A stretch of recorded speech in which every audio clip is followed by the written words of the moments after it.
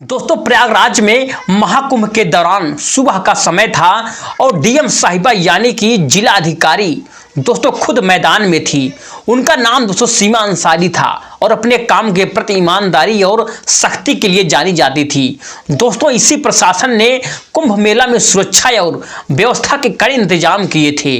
दोस्तों सीमा साहिबा को इस बात की जिम्मेदारी दी गई थी कि पूरा आयोजन शांति और सुव्यवस्थित ढंग से आखिरकार संपन्न होना चाहिए। दोस्तों सीमा साहिबा को आमतौर पर सूट या साड़ी में देखा जाता था, लेकिन दोस्तों इस बार उन्होंने अपने धर्म और संस्कृति को ध्यान में रखते हुए हिजाब पहन रखा था।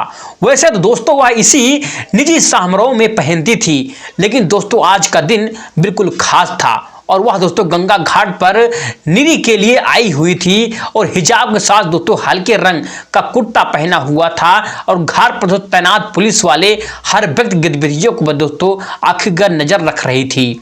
विशेष रूप से दो संदिग्ध व्यक्तियों की जांच हो रही थी और दोस्तों सीमा साहिबा भीड़ में चुपचाप निरीक्षण कर रही थी, लेकिन दोस्तों उन्होंने अपनी गाड़ी का सुरक्षा दल को घाट के बाहर आखिरकार छोड़ दिया था ताकि वह दोस्तों आम लोगों के बीच जाकर के माहौल का जायजा ले सकें। जैसे दोस्तों वह घाट की ओर बढ़ी और दोस्तों कुछ पुलिसकर्मियों की नजर उन पर पड़ी तो दोस्तों ये कांस्टेबल ने अपने सीनियर से कहा, सर वह महिला संदिग्ध लग रही है, देखो वह अकेली घूम रही है और उसके कपड़े भी थोड़े से अलग दिख रहे हैं। दोस्तों फिर सीनियर इंस्पेक्टर ने दूर से देखा और हामी भरते हुए कहा, ठीक है उसे रोक करके पूछताछ करो, किसी भी अनजान व्यक्ति को ऐसे नहीं छोड़ सकते हैं।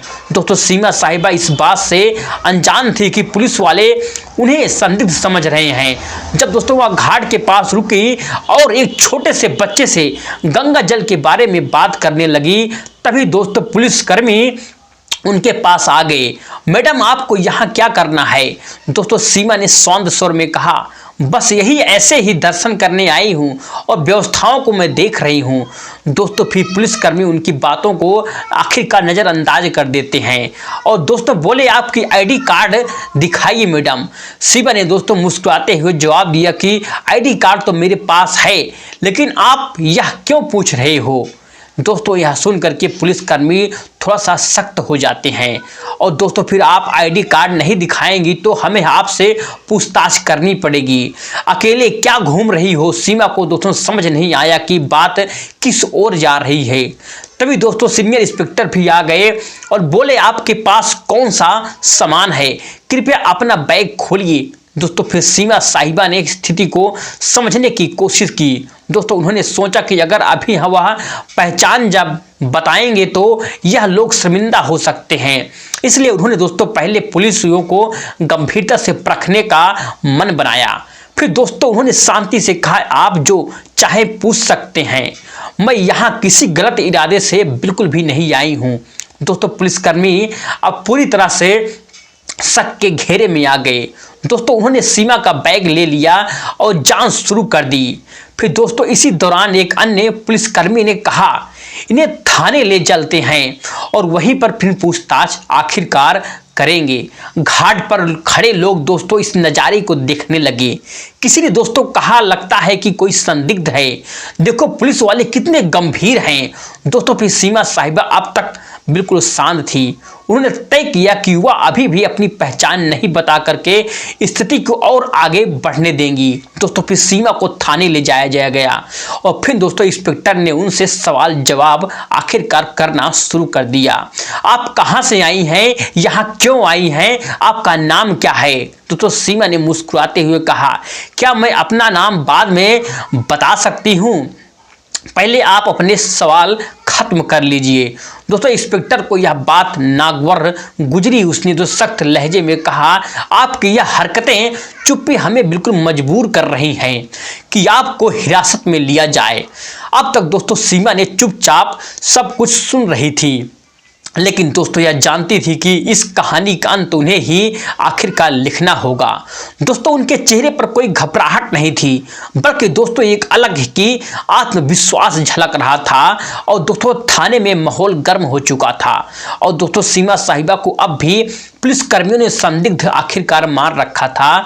और दोस्तों सीनियर इंस्पेक्टर ने बाकायदा दोस्तों उन्हें एक कुर्सी पर बिठाया और दोस्तों फिर आसपास के पुलिस कर्मियों को आखिरकार निर्देश दिया और उनसे सख्त से दोस्तों पूछताछ करो, जब तक पूरी जानकारी ना मिले इन्हें यहाँ से जाने मत देना।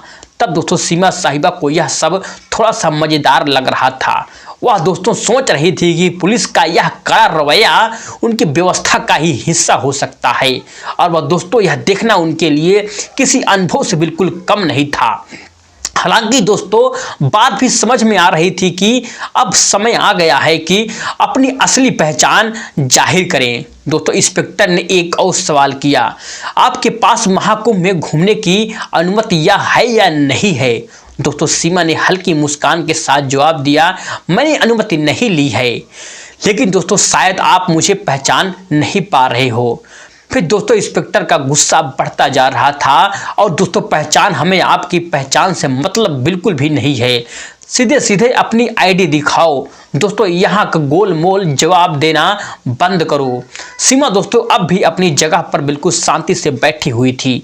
तभी दोस्तों उन्होंने अपने बैग से पानी की बोतल निकाली और पूछा, क्या यहाँ पानी मिलेगा या खुद पीने के लिए मुझे लाना होगा? दोस्तों यह सुन करके कांस्टेबल झुंझला गया और मैडम यह कोई पिकनिक स्पॉट नहीं है, आप जवाब दे वरना यहाँ नरमी हम और नहीं दिखाएंगे।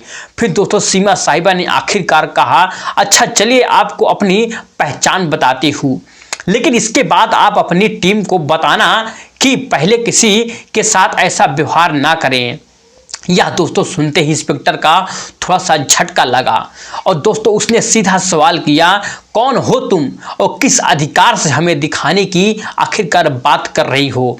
दोस्तों सीमा ने अपने बैग से अपनी आईडी कार्ड आखिरकार निकाला और मेज पर रख दिया। दोस्तों उस कार्ड पर साफ लिखा था कि सीमा अंसारी जिला अधिकारी हैं। हरिद्वार इंस्पेक्टर का चेहरा सफेद दोस्तों पड़ गया।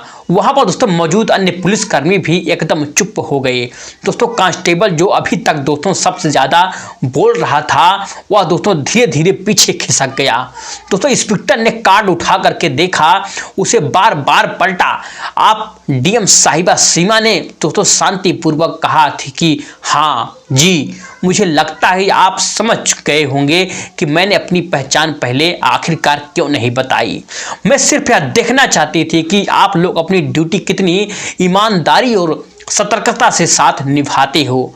मैं कहूंगी कि आप लोग बुरे बिल्कुल भी नहीं हैं, लेकिन सावधानी में भी थोड़ा सा संतुलन आपको होना चाहिए। दोस्तों फिर इंस्पेक्टर ने तुरंत खड़े होकर के आखिर पर माफी मांगते हुए कहा, मैडम हमें बिल्कुल अंदाजा नहीं था कि आप ही हमारे डीएम साहिबा सीमा हैं। आपकी वेशभूषा और अकेले घूमने का तरीका थोड़ा असामान्य लगा, इसलिए हमने आपको रोका, लेकिन हमारा मकसद केवल सुरक्षा था। सीमा ने दोस्तों आखिरकार जवाब दिया मुस्कुराते हुए, मुझे पता है कि आप सभी अपनी ड्यूटी कर रहे हो और मैं खुश हूं कि आप चौक हैं, लेकिन ध्यान रखें कि अगर कोई महिला या आम नागरिक आए तो उनकी बातों को भी ध्यान से सुने। हिजाब दोस्तों या किसी के कपड़ों के आधार पर अंदाजा लगाना हमेशा सही नहीं होता है। इंस्पेक्टर ने दोस्तों तुरंत थाने का स्टाफ का निर्देश दिया और दोस्तों साहिबा के लिए दोस्तों चाय पानी का व्यवस्था कराई और तुरंत दोस्तों उनकी गाड़ी मंगवाया। सीमा ने दोस्तों मुस्कुराते हुए कहा, नहीं इसकी कोई जरूरत नहीं है, मैं तो यह देखने आई थी कि हमारा प्रशासन कैसे काम कर रहा है और मुझे खुशी है कि आप लोग बिल्कुल अच्छा ईमानदारी से काम कर रहे हो, लेकिन याद रखिएगा हर बार शक के बिना हम किसी को आतंकवादी या अपराधी मान लेना उचित नहीं है। यह दोस्तों बात सुनकर इंस्पेक्टर ने सिर झुका लिया और दोस्तों आपकी बात बिल्कुल मैडम सही है, मैडम हमें इस बात पर काम करना होगा। दोस्तों सीमा ने हंसते हुए कहा, काम तो ठीक है, लेकिन आप मुझे मेरे काम पर वापस जाने दीजिए। दोस्तों ये थी आज की कहानी। दोस्तों आपको कैसी लगी? अगर दोस्तों आपको अच्छी लगी हो तो कमेंट सेक्शन में कमेंट करके हमें जरूर बताइए। चलिए दोस्तों मिलते हैं नेक्स्ट वीडियो में एक नई कहानी के साथ, तब तक के लिए जय हिंद, जय भारत, जय।